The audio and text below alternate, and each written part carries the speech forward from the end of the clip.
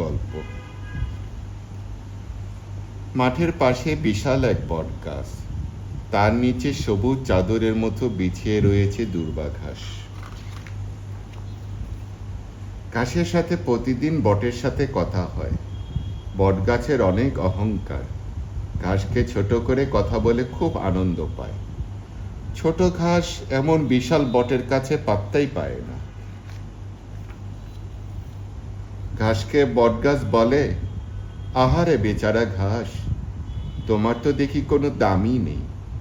দেখো, গরু ছাগল এসে তোমাকে ছিঁড়ে ছিঁড়ে খায়, তোমার গায়ে গোবর ফেলে রাখে, অথচ তোমার কাছে এসে গা এলিয়ে দিয়ে শুয়ে থাকে। তোমার জীবনে কি কোনো মূল্য আছে বলো?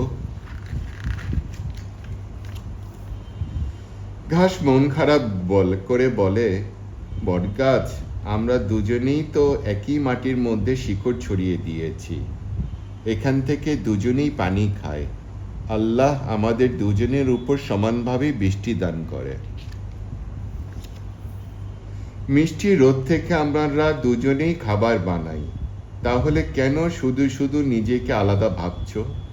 বটগাছ অবাক হয়ে বলে, হায় হায়, বলে কি পুচকে ঘাসটা, আমার বিশাল শরীরের দিকে তাকিয়ে দেখেছ? আমার ডালে ডালে পাখিরা এসে বাসা বাঁধে, গান গায়, মনের সুখে আমার ফল খায়, আর ফল খেয়ে তোমার উপর ময়লা ফেলে, আর তুমি কি না আমার সাথে নিজেকে তুলনা করছো? বটগাছের কথায় ঘাস খুব কষ্ট পেল।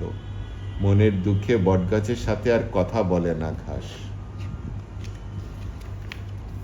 হঠাৎ একদিন চারিদিকে কালো মেঘে ছেয়ে গেল।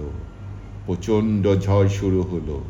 বাতাসের তোড়ে টিকে থাকা দায়। বটগাছের ডালপালাগুলো বাতাসের ধাক্কায় মরমর করে ভেঙে যেতে লাগলো।